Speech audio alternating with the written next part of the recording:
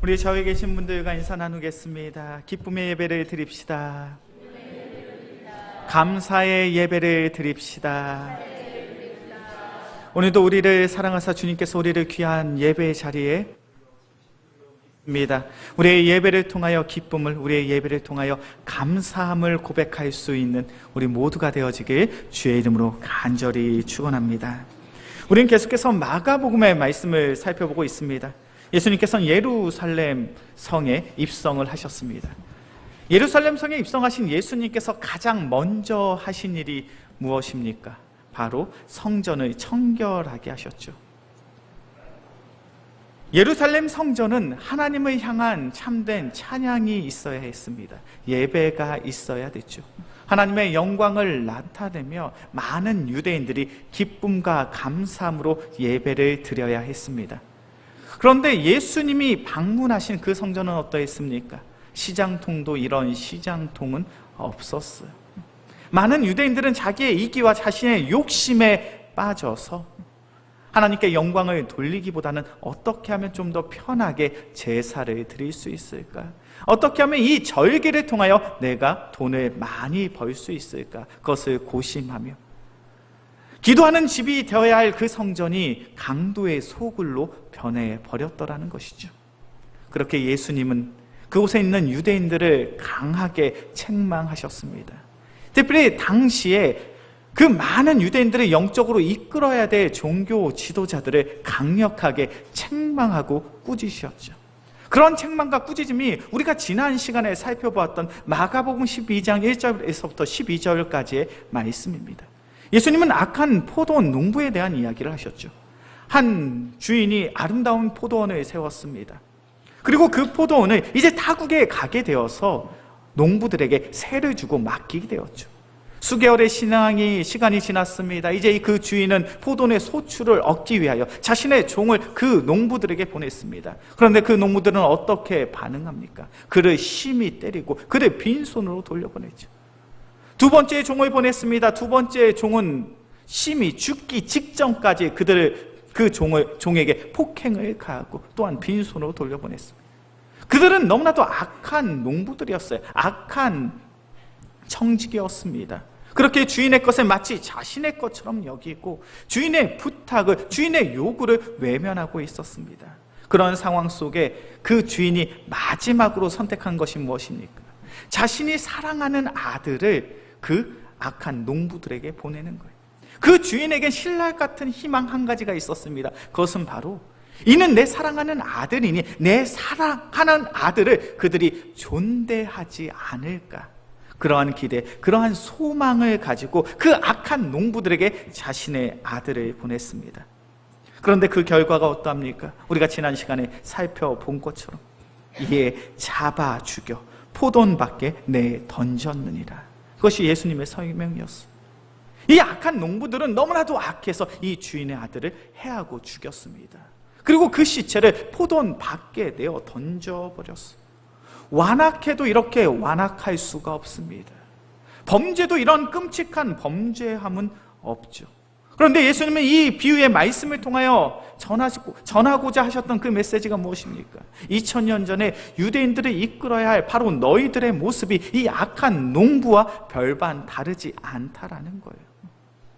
너희는 하나님을 안다라고 고백하고 하나님을 사랑한다라고 말하고 있지만 정작 너희의 마음속엔 이기와 욕심, 탐욕이 가득하더라는 거예요.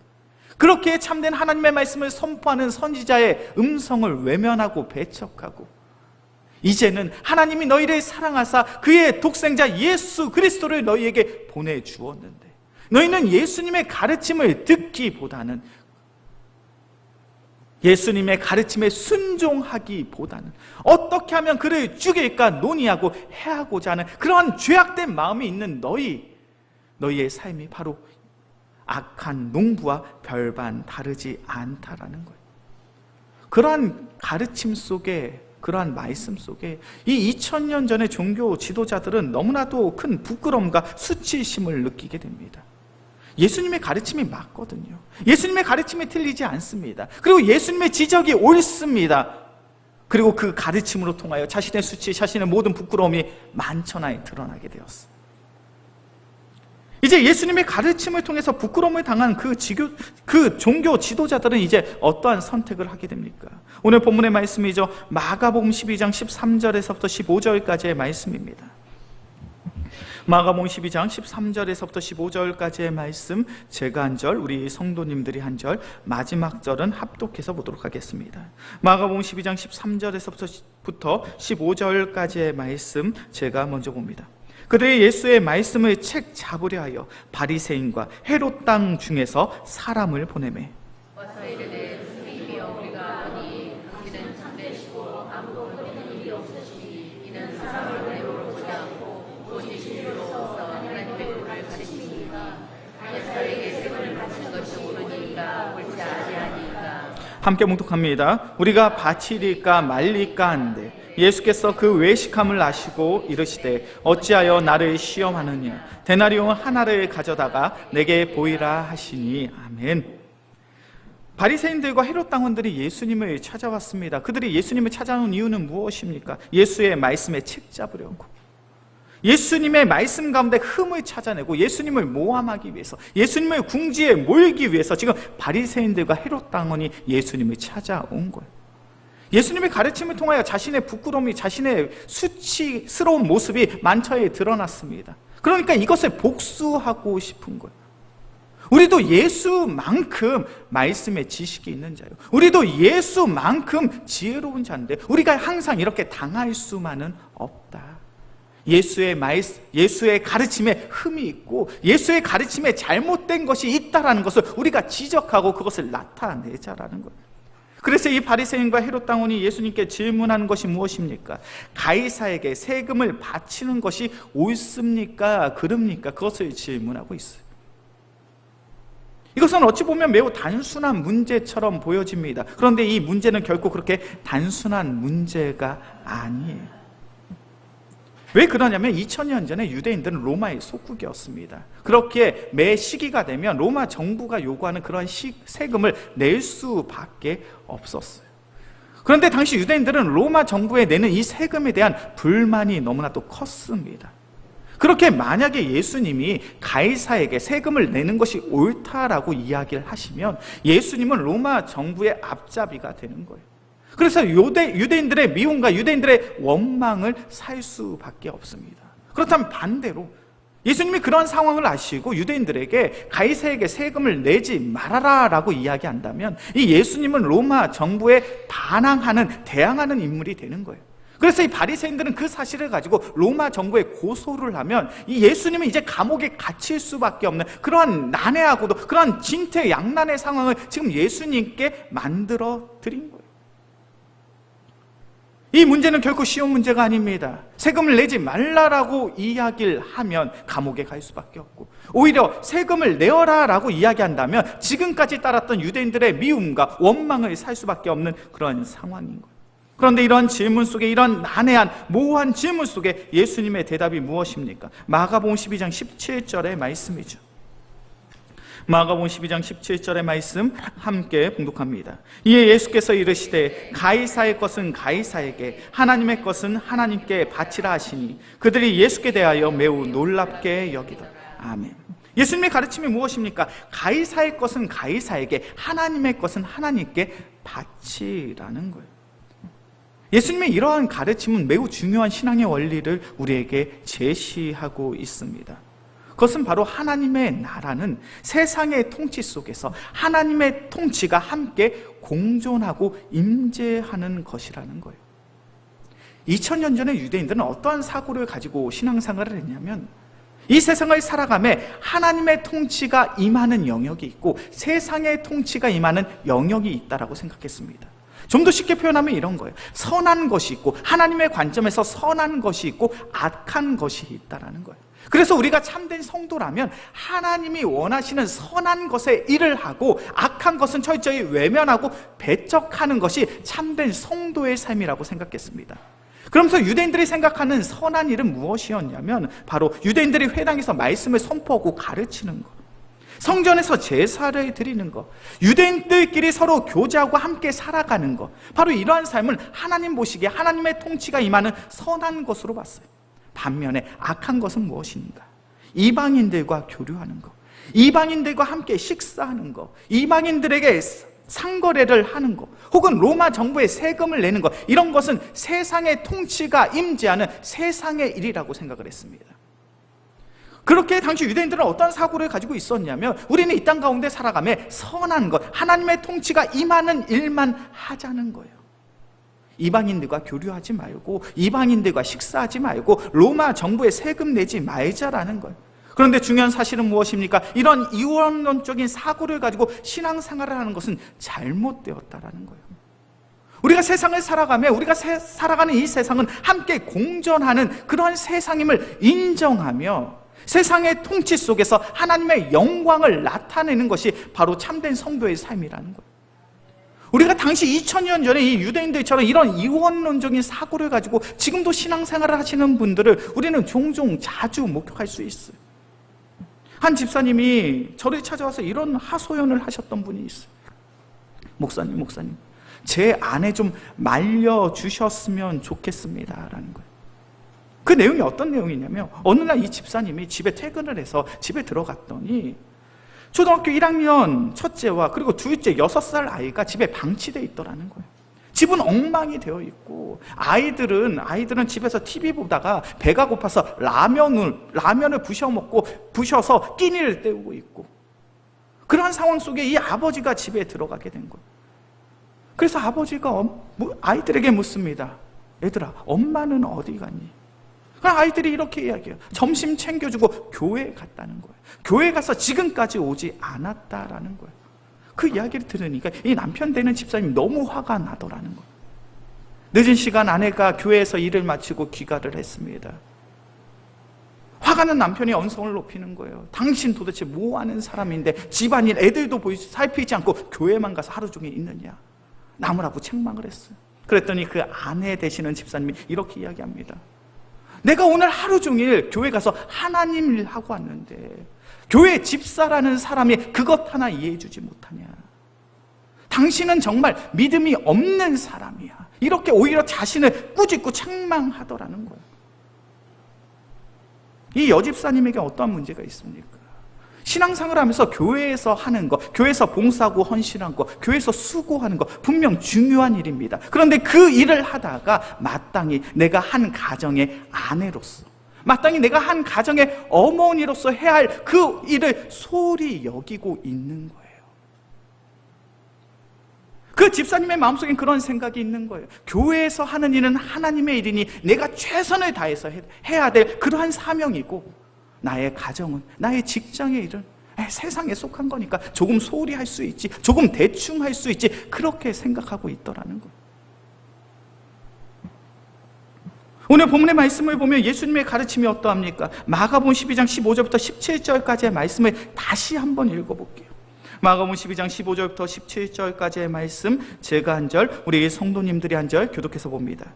우리가 바치리까 말리까 한데 예수께서 그 외식함을 하시고 이르시되 어찌하여 나를 시험하느냐. 데나리온 하나를 가져다가 내게 보이라 하시니.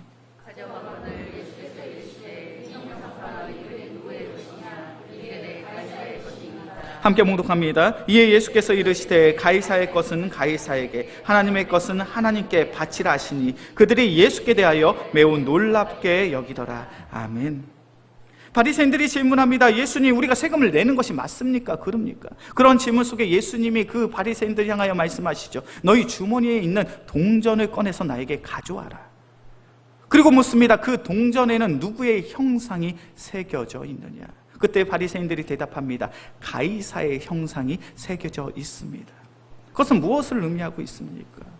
너희들은 이방인들과 교류하는 것, 이방인들과 함께 살아가는 것, 로마 정부에 세금을 내는 것이 세상에 속한 일이요, 부정한 것이요, 그것은 죄악이라고 이야기를 하고 있지만 정작 너희의 주머니 속엔 로마 정부의 화폐가 있지 않냐. 너희의 삶은 유대인들만의 삶이 아니요, 세상에 속한 함께 더불어 살아가는 인생이다. 너희도 세상에 속한 한 명의 구성원으로 살아가고 있는데 어찌 로마 정부에 속하여서 로마 정부의 통치 속에 살아가는 그 인생을 죄악된 삶이라고 이야기할 수 있겠느냐. 가이사의 것은 가이사에게 드리고 하나님의 것은 하나님께 드려라. 너희가 로마 정부에 속하여져서 세금을 내야 된다면 그 세금 또한 감사함으로 기쁨으로 내야 될 것이요, 하나님께 헌물하고 하나님께 헌금하는 그것 또한 하나님의 영광을 위한 일이니 그것 또한 기쁨으로 감사함으로 순종하는 것이 바로 참된 성도의 삶이라는 거예요. 우리의 인생, 우리의 삶은 어떠한 것입니까? 우리의 인생, 우리의 삶은 교회에서의 신앙생활만 중요한 것이 아니라 가정에서의 삶도, 직장에서의 삶도 하나님께서 우리에게 맡기신 거룩한 사역이고 사명인 줄로 믿습니다.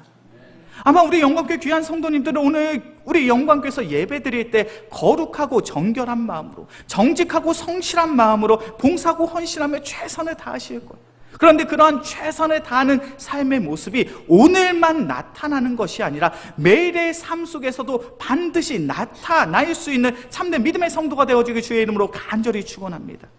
우리의 가정에서도 하나님의 백성으로 살아가야 되고요, 우리의 직장에서도 하나님의 성도로 살아가야 되더라는 것이에요. 그러한 가르침을 바로 마태복음 5장에서 분명히 예수님께서는 우리에게 주고 계세요. 예수님이 우리에게 말씀하십니다. 너희는 세상의 빛이라.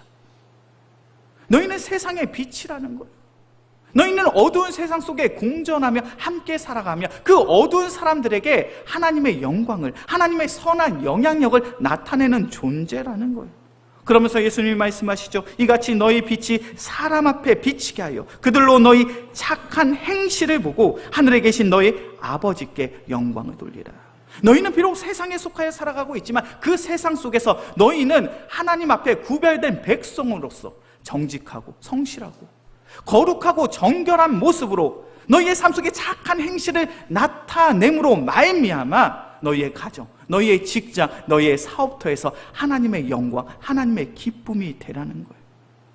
우리 영광교회 귀한 성도님들, 우리 영광교회 안에서만 거룩하고 정결하며 정직하고 성실한 인생을 살아가는 삶이 아니라 우리의 가정에서도, 우리의 직장에서도, 우리의 사업터에서도 그리스도의 빛이요 그리스도의 향기로 살아갈 수 있는 우리 모두가 되어지길 주의 이름으로 간절히 축원합니다.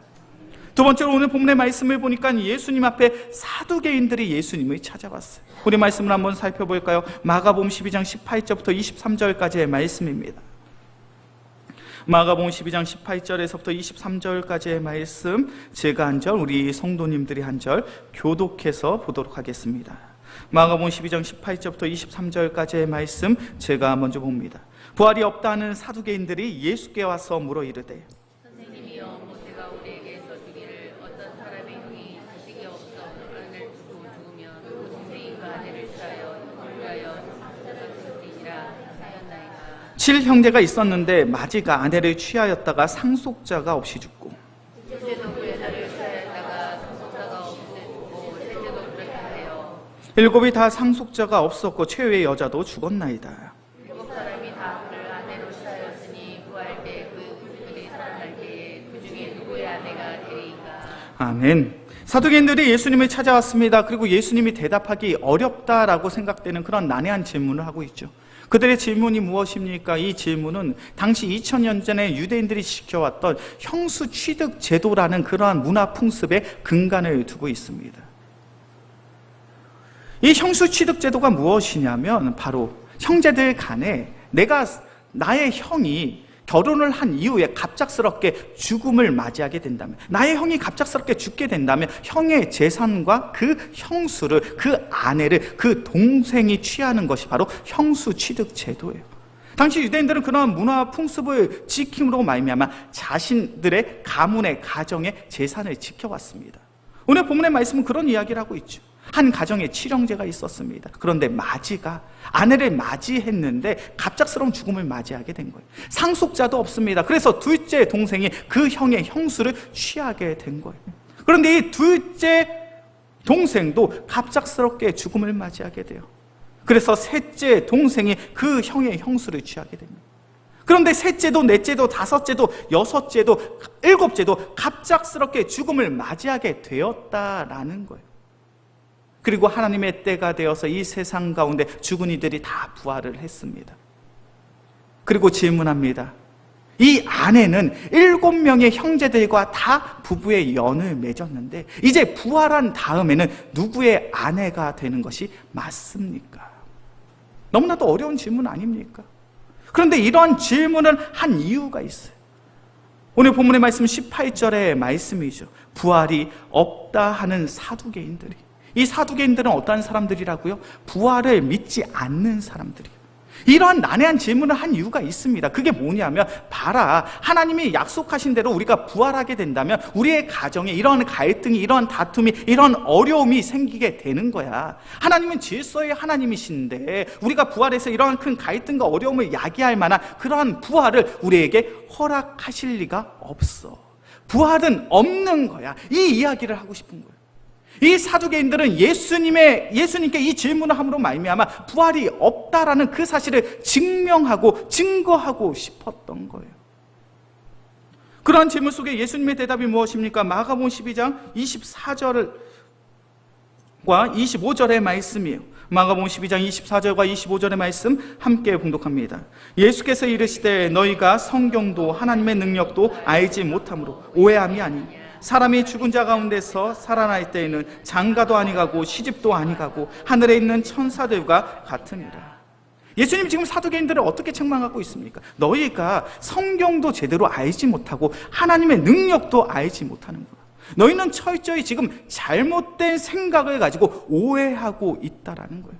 우리가 부활을 하게 되었다는 것은 단순히 우리가 과거에 가졌던 그런 육체의 몸을 회복하는 것이 아니라 우리의 몸이 천사처럼 된다는 거예요.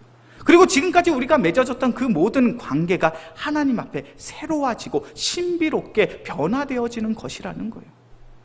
부활을 한다라는 것, 우리가 천국에서 살아간다는 것, 이것은 우리가 가지고 있는 지혜와 지식, 연륜과 경험으로는 도저히 이해할 수 없는 하나님의 신비로운 섭리이며 인도하심인 줄로 믿습니다. 2000년 전의 사두개인들의 문제가 무엇이냐면 이 하나님의 놀라운 섭리와 신비로운 이 인도하심을 바라볼 만한 그런 믿음이 없더라는 거예요. 우리 이 땅 가운데 신앙생활을 하시고 있는 우리 영광교회 귀한 성도님들은 어떠합니까? 하나님의 나라, 하나님의 섭리, 하나님의 인도하심에 대한 확신과 믿음을 가지고 신앙생활을 하고 계십니까? 아니면 삶 속에 수많은 질문과 궁금증을 가지고 왜 하나님이 나에게 이번에도 이런 고난과 시련을 주셨지? 하나님이 정말로 살아계신 것이 맞는가? 때론 불신하며 의심함으로 신앙생활을 하고 있진 않냐라는 거예요.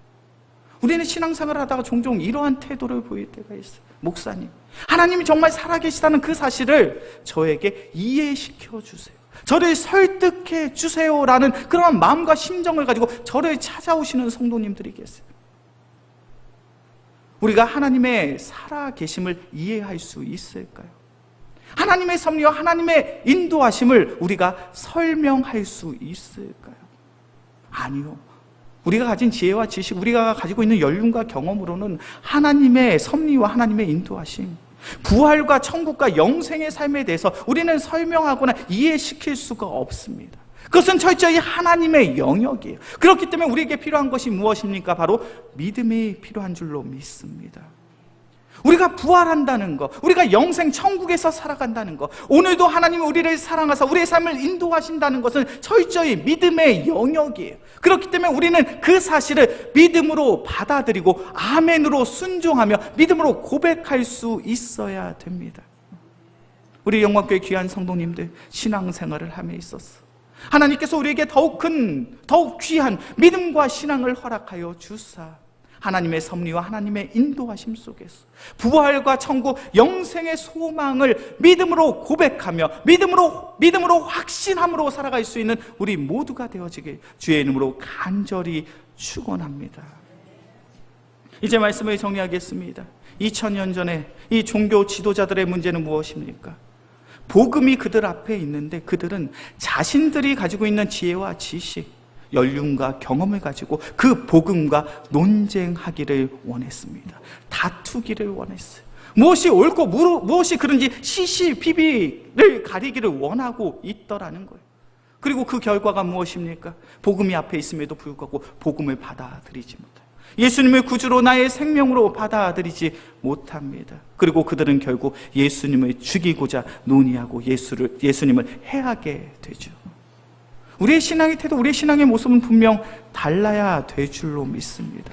우리가 신앙생활하며 때로는 이해되지 않을 때가 있죠. 하나님의 섭리와 하나님의 인도하심이 도저히 납득되지 않는 순간이 있습니다.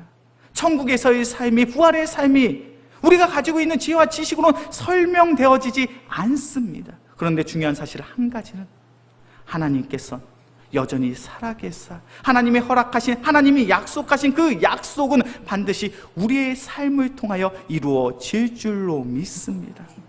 그것을 믿고 그것을 소망하며 그 믿음을 우리의 마음에 담고 살아갈 수 있는 우리 귀한 성도들이 되어지길 주의 이름으로 간절히 축원합니다.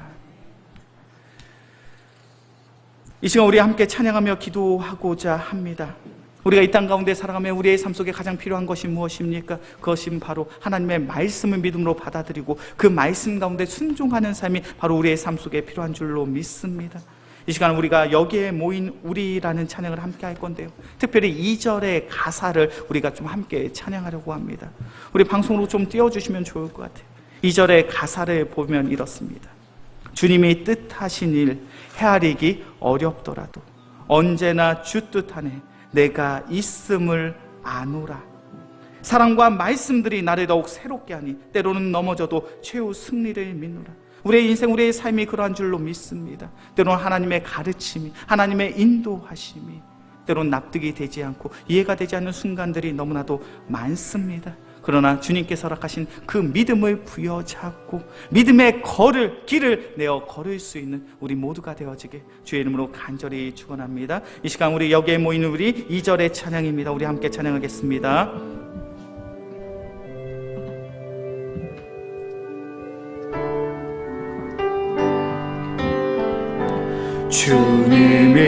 주님이 뜻하신 일 헤아리기 어렵더라도 언제나 주 뜻 안에 내가 있음을 아노라. 사랑과 말씀들이 나를 더욱 새롭게 하니 때로는 넘어져도 최후 승리를 믿노라. 이 믿음 더욱 굳세라. 이 믿음 더욱 굳세라. 주가 지켜주신다. 어두운 밤에도 주의 밝은 빛 인도하. 2절 다시 한번 찬양합니다. 주님이 뜻하신 일, 주님이 뜻하신 일 헤아리기 어렵더라도 언제나 주 뜻 안에 내가 있음을 아노라. 사랑과 말씀들이 나를 더욱 새롭게 하니 때로는 넘어져도 최후 승리를 믿노라. 이 믿음 더욱 굳세라. 주가 지켜주신다. 어두운 밤에도 주의 밝은 빛 인도하. 가슴에 손을 얹고 믿음으로 고백합시다. 이 믿음 더욱 굳세라. 이 믿음 더욱 굳세라. 주가 지켜주신다. 어두운 밤에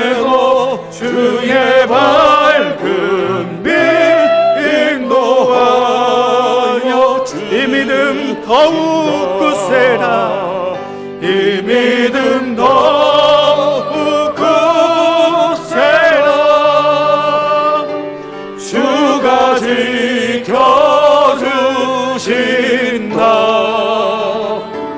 어두운 밤에도 주의 밝은 빛 인도하여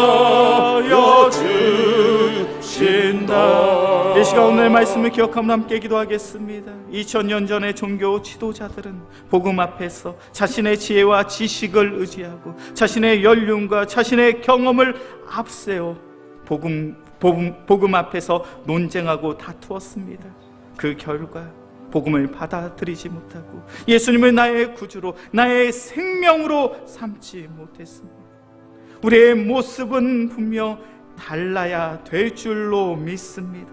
사랑이 많으신 주님, 우리에게 더욱 굳건한 믿음과 견고한 신앙을 허락하여 주시옵소서. 때론 하나님의 섭리와 때론 하나님의 인도하심이, 때론 성경의 말씀의 가르침이 납득이 되지 않고 이해가 되지 않는 순간이 있다 할지라도 그 귀한 믿음과 신앙을 통하여 아멘으로 고백할 수 있는 귀한 은혜의 성도들 되게 하여 주시옵소서. 그래, 우리의 상황, 우리의 환경이 어떠하든지 우리의 모든 상황과 환경을 주님 앞에 내어 맡기며 우리의 삶을 통하여 반드시 말씀의 은혜가, 복음의 능력이 나타나게 이 시간 주의 한번 부르짖고 간절히 기도합시다. 주의 사랑이 많으신 주님, 우리가 이 세상을 살아가며 때로는 하나님의 섭리와 인도하심, 하나님의 도우심이, 하나님의 너무나도 이해가 되지 않고 납득이 되지 않는 순간들이 많습니다. 사랑이 많으신 주님, 내가 가지고 있는 지혜와 지식, 연륜과 경험을 가지고 복음과 다투는 자요, 복음과 경쟁하는 자요, 복음과 옳고 그름을 논하는 자가 아니라 온전히 하나님의 말씀을, 복음을 믿음으로 받아들이며 아멘으로 순종할 수 있는 귀한 은혜의 성도들 되게 하여 주시옵소서. 그래, 우리의 삶을 통하여 믿음의 열매가, 사랑의 열매가 맺어질 수 있는 복되고 귀한 은혜의 성도들 되게 하여 주시옵소서. 우리의 마음, 우리의 심령을 주님 앞에 내어드립니다.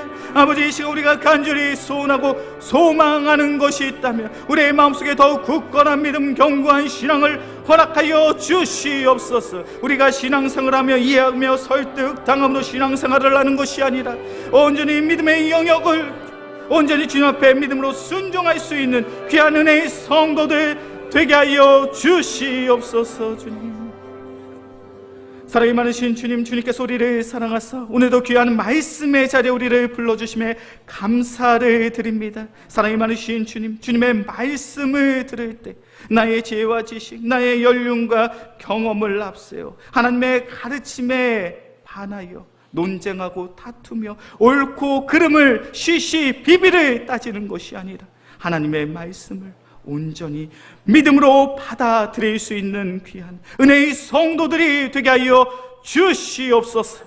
때로는 이 땅 가운데 살아가며 하나님의 가르침이, 하나님의 말씀이 납득이 되지 않고 이해가 되지 않을 때가 있습니다. 하나님의 섭리와 하나님의 인도하심을 알 길이 없을 때가 있습니다. 그러나 주님, 우리의 상황, 우리의 환경이 어떠하든지 여전히 하나님은 살아계시며 그 살아계신 하나님께서 우리를 사랑하사 우리와 동행하시며 우리의 삶을 인도하신다는 그 사실을 잊지 아니하고 믿음으로 주님께서 인도하시는 그 길을 따를 수 있는 은혜의 성도들 되게 하여 주시옵소서.